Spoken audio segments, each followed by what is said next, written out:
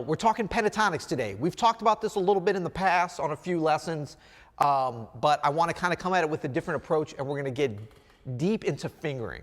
So those of you that are not interested in fingering, tune out now. But look, we're pianists, and hopefully you'll stick around even if you thought you weren't interested in fingerings, because I want to just sort of show you in terms of phrasing how important it is. I'm always getting questions about fingering, and I haven't done enough actual, giving you guys fingering. So we're going to be changing that coming up.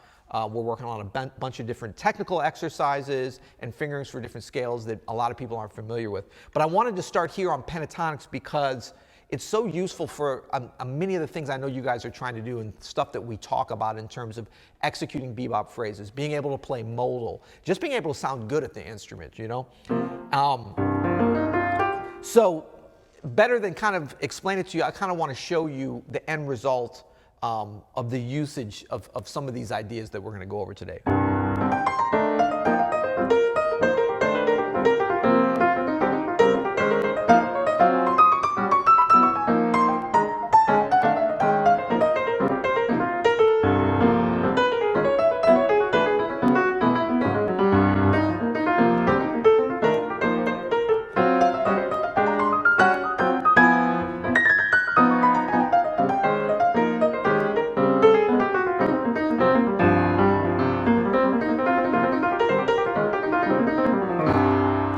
So that kind of playing, and that's just over the C minor, which is primarily where we're going to start today. I don't want to overwhelm you guys. We're going to eventually be going through all the different keys.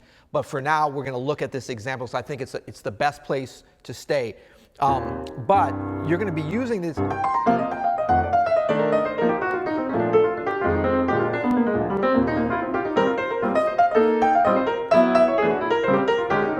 on a number of different chords. These are really shapes, they're melodic little segments that we link together to be able to execute. So the fingering is so important because this is how we navigate moving up and down the instrument to be able to get the sound that we want. I mean, anybody can just move their hand around, but with a little bit of planning, and I'm hopefully going to be able to show you guys how you can do this without having to think about it when you're playing.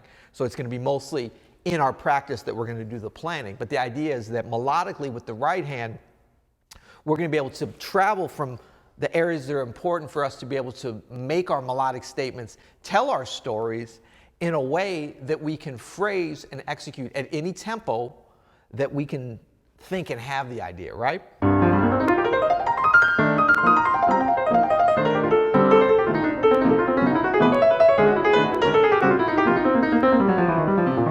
So that was just a little flurry of ideas, and I'm incorporating several scales, but the pentatonic was sort of the foundation, which I think you can hear. So the first thing with this exercise, and of course you can download the worksheet, Pentatonic exercises. I don't know, maybe by the time we get this up, I'm going to have a more creative name for it. But the idea from this is that we go level 1, level 2, level 3. You can kind of read along. But first and foremost, when we do exercises, whether it's something that you're getting from me, or that we develop on our own, or that we take from something else that we know and extend upon it, it's very important that we think about the end result that we want, because we're not ever practicing exercises to be able to play exercises. No one's going to want to come to your gig and hear you go and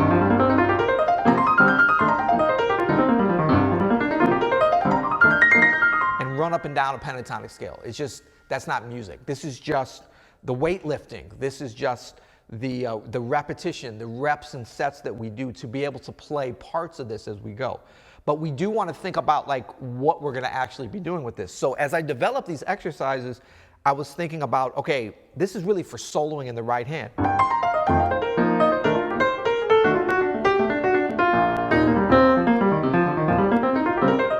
So the first thing I'm thinking about is range, okay? And that's why I started this right here, C below middle C, because we're right here in the tenor range, which is a great place for us to solo. And a lot of times we don't do it enough. So we're always thinking, kind of C, middle C and above for the right hand. And that's a great area, but I love soloing down here. So you got to think about this. In order to play in that range, you don't want to have to think about it. You want to start getting the sound of what what it sounds like when you are playing and your hand is physically in that position. It's kind of a tricky concept to understand, but in other words, whatever we're repeating when we're practicing is going to be something that we can draw upon once we get to the bandstand without having to think about it, okay? So in other words, if you want to start soloing more in the tenor range, you got to practice in the tenor range. That's just sort of the way it goes. So the other thing is, I always think these exercises and scales, people don't do them in enough octaves. I kind of compromise on this. I see a lot of 1 octave, 2 octaves. This is a big instrument. We got a lot available to us. I always learn, I learned.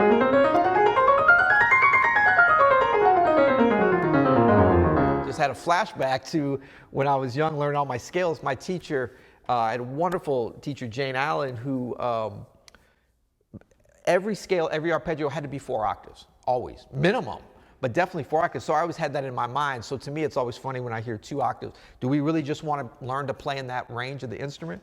It's so easy for us to think about.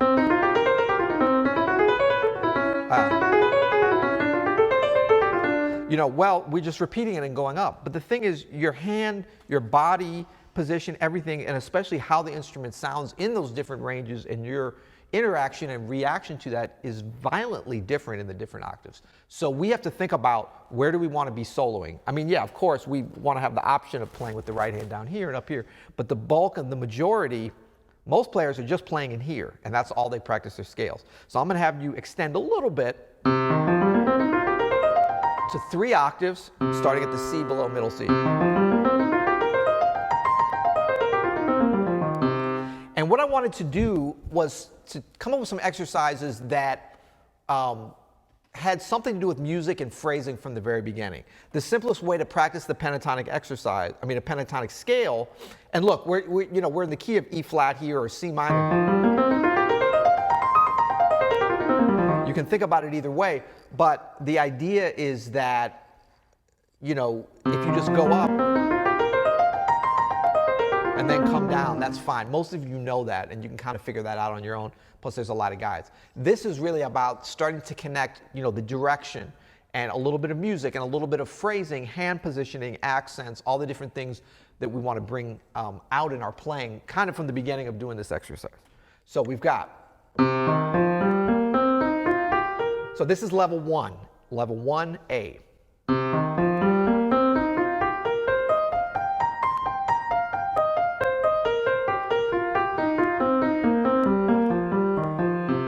Okay, let me do it a little slower. 1, 2, 3, 4.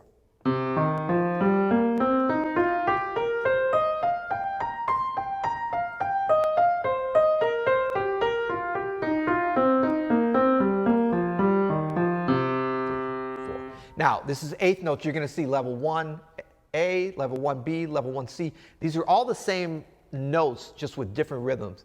Very important for phrasing, though. We'll get to that. The idea on this one is we're going up, and we're going to talk about fingering. Don't worry. Or those of you that don't like fingering, worry. But we're going to go up a straight pentatonic scale, 3 octaves. And then instead of just coming down, we're going to skip a note. And then go up, skip a note, go up. It's almost like you're walking down 2 stairs, up 1, down 2. And this is important because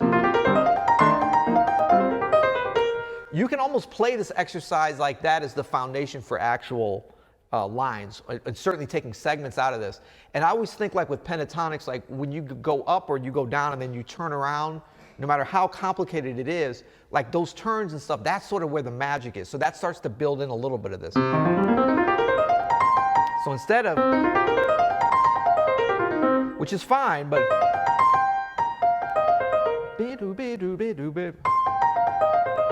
so all 3 of these levels, level 1, level 2, and level 3 of how we practice, level 1 and 2 with the 3 different ways, rhythms that we practice those level 1 and 2, are really about, how do we turn? And then level 2 just is a little different way of turning, and it's a different shape coming down.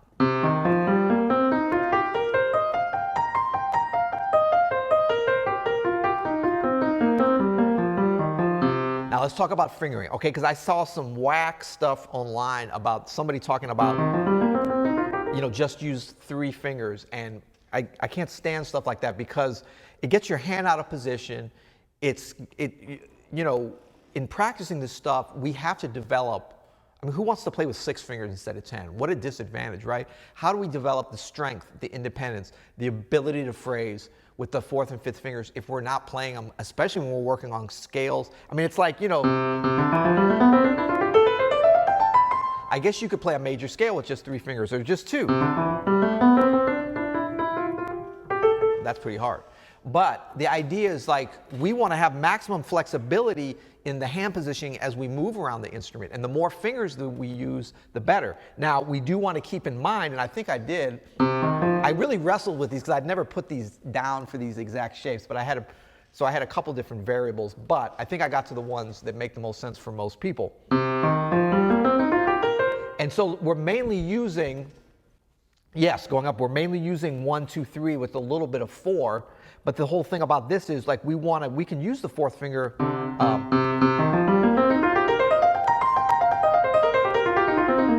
more effectively when we're coming down and turning to set up, and the 5th finger as well, to set up our position as we move across the piano.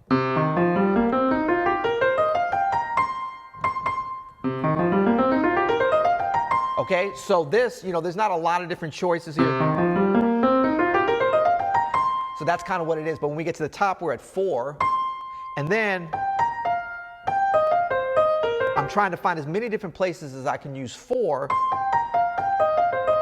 or 5, but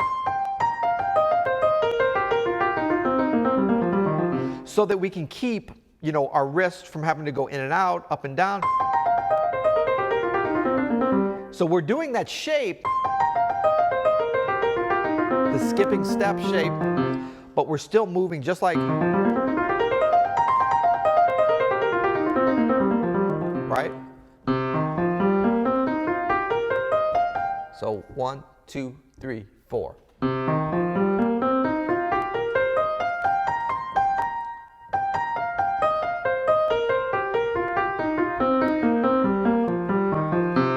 Again.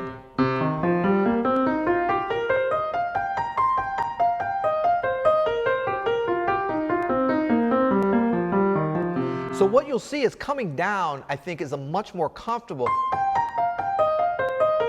because we're able to use, 4 out of the 5 instead of just 3 for much of going up.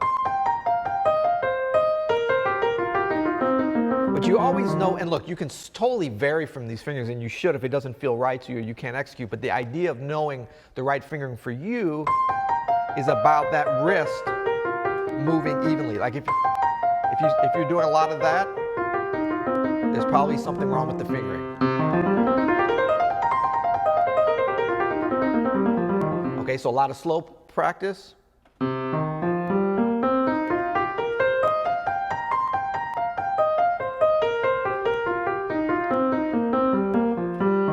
And so you see, if I use 3 there instead of 4, I wouldn't be set up to finish that off. And that's the same thing at a bunch of the places. That's why all the 4s are where they are. Okay, let's move on to 1B because this starts to make some more sense with the phrasing. We're going to triplets. Same succession of notes, but triplets. So it's 1, down, 3, 4.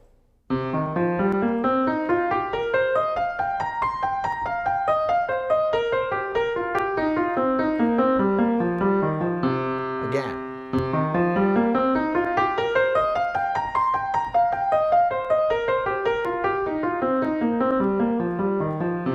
Okay, now jumping forward a little bit, this is so important when you got the 1, 2, 1, 2, 3, 4.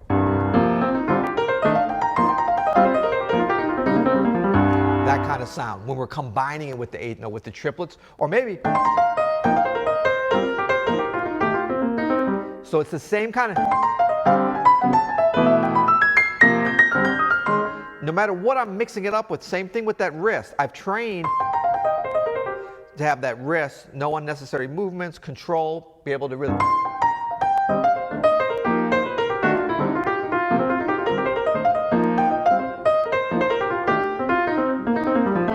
Okay, so whether I'm at the 8th note, the eighth note triplet, or like what we're about to do with the 16th notes. We have that control, we have the feel for those shapes, and how the notes lie differently depending upon the rhythm, the accents, and the phrasing. Okay?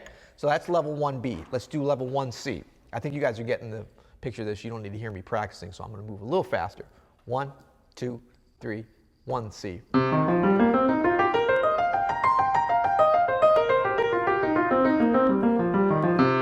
Again.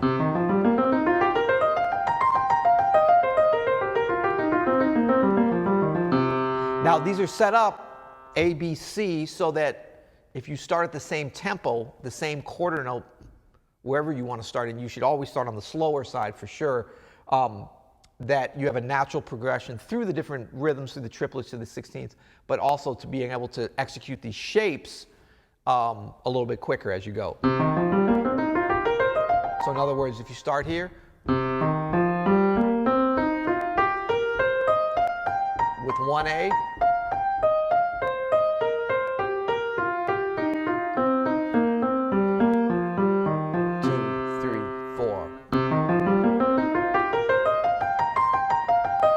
a great way to practice them.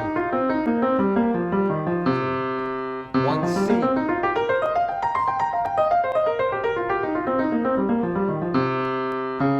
Then you go on to the next key.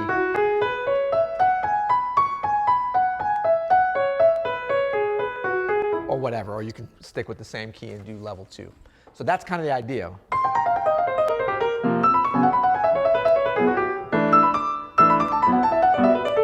But I mean, these are really useful. They're very useful, great to get into your hand. Let's go level 2 now. We're at level 1, we're going to go level 2, A, B, and C. Ready? Same thing going up.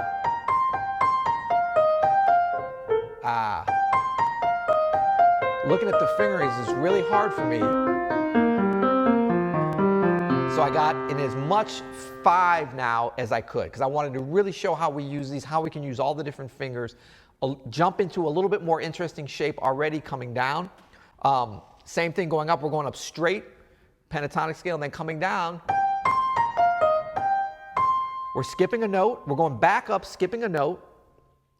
And then we're coming down 1, skipping 1. Up, skipping a note. Skip 1, coming down. Right?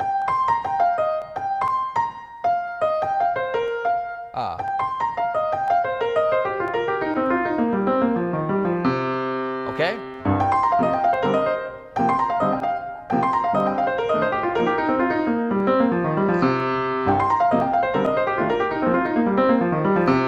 Right? So this again is one that we're really going to use in different situations, fragments.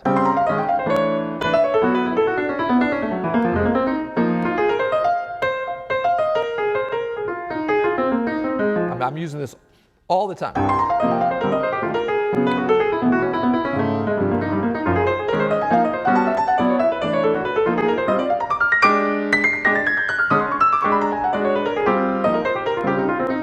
That was level 1. Coming down. And then level 2. Okay?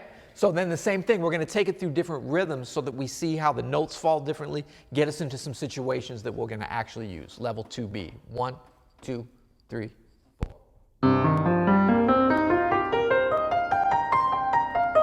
Oops. 1, 2, level 2B. Numbers.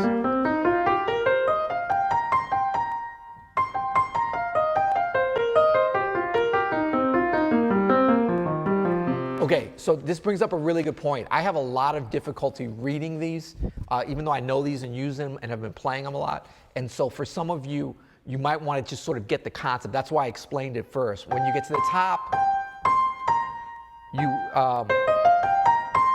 we skip 1 note coming down, then we go back up, and this is where we really start. So I mean, you can find where the beat is, but it's easier, I think, just to think conceptually.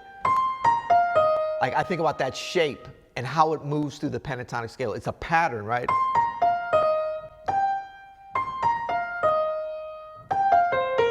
And this is one way of looking at it. 4 notes. 2 together, going diatonically within the pentatonic scale. Let's make sure I'm doing this right. And then we skip 1 note, go back up. Same pattern. 2, skipping 1 note, and 2. I hope that makes sense. To me, that makes more sense than reading it. If it doesn't make sense, don't worry, you can just read it, but.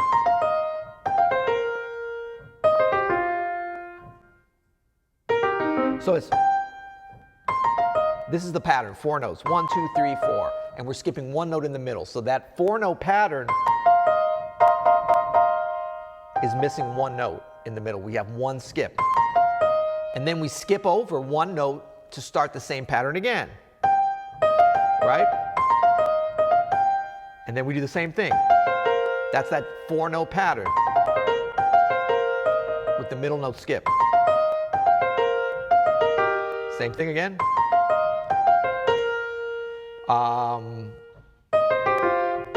Skip 1 note, go back up, and then come down. Skip 1 note, same pattern. Let me make sure that lines up with what I put here.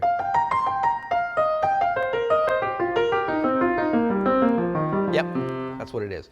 The hardest part about this for me, maybe some of you can conceptualize it both ways, is seeing it written, especially with the fingerings and stuff, and then hearing it and kind of knowing what these patterns are. But I wanted to give it to you guys both ways because it doesn't really matter how you get there. You just have to start playing these, getting them in your hands, getting the sound in your ears, and making those connections however you can, visually, conceptually, it's all good.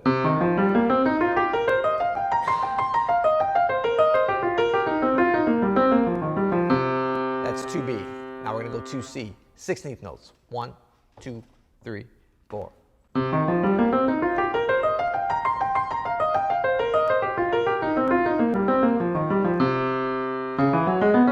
So what you'll start to see, I'm sorry, I'm kind of jumping ahead in the other keys. I didn't want to give you all that this time just because it's a lot in 1 week when you start going through all the keys. Eventually I'm going to have everything figured out for all the keys for those of you that want to do it.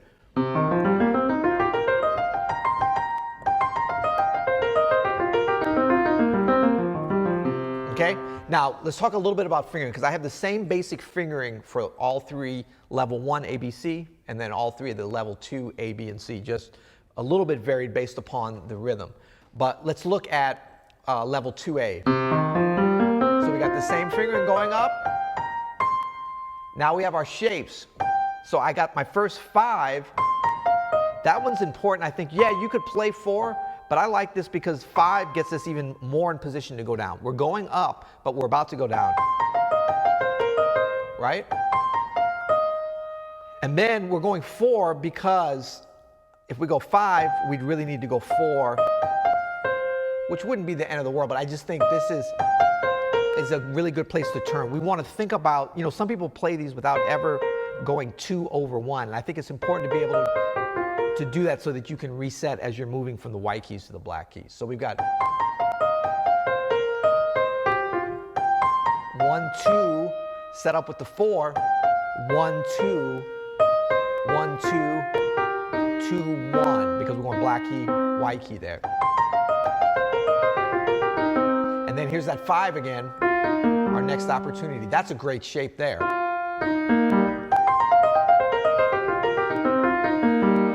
As opposed to that, look how much I gotta move my wrist if I go 4 there. Woo. So a lot of you are gonna avoid the 5, and I can do that too, but wait, did I have another 5? Oh yeah, that one. Because a lot of times, that's going to be like a place we need a little bit of punch, and a lot of you feel like your 5 isn't strong.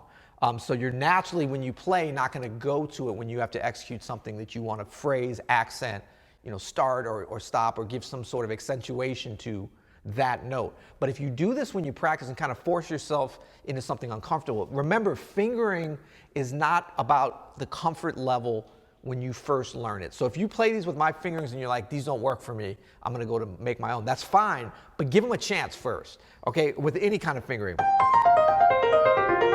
Because if your 5th finger is weak, like I know, all of our 5th fingers are weak to a degree, but if you haven't been working on the 4 and the 5 a lot, and you've got some weakness there, it's going to feel uncomfortable. But that doesn't mean that you can't give it a chance. Because if you do, and you build it up, your 5th finger will start to be feel better, and then you won't have these problems with the wrist, and you have more flexibility. And I really believe that a lot of the dexterity stuff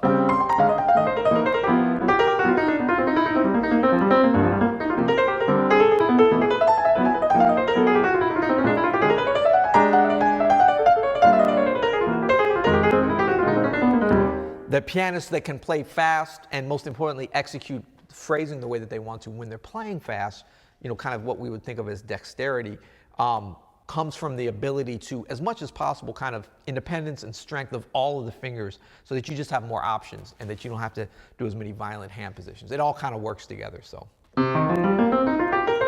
And then I love this, what it does differently to how you have to phrase it when you go to the triplets. Ah.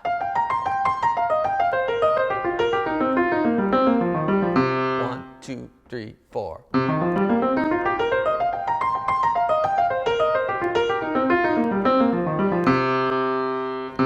Okay? And then the 16th notes. 1, 2, 3, 4.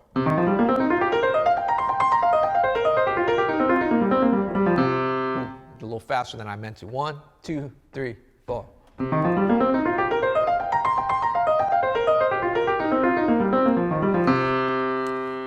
And I'm going to put an accent on at the end of all these ones that are on the ups, because I think that kind of helps you line up your phrasing with that as well. So there you go. Pentatonic exercise. I will dive deeper into this. If you guys could let me know in the comments below if you like this kind of thing. I know when I've done some real sort of technical and fingering stuff in the past, I think a lot of folks were a little bit like, ugh, get back to the tunes and stuff. But I guarantee you, if you want to be able to play, you know, this kind of stuff.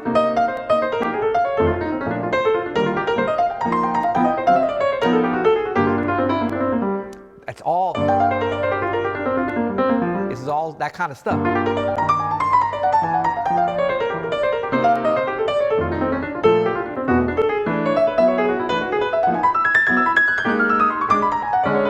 I mean, I know I got a lot of chromatics and some scalar stuff in there.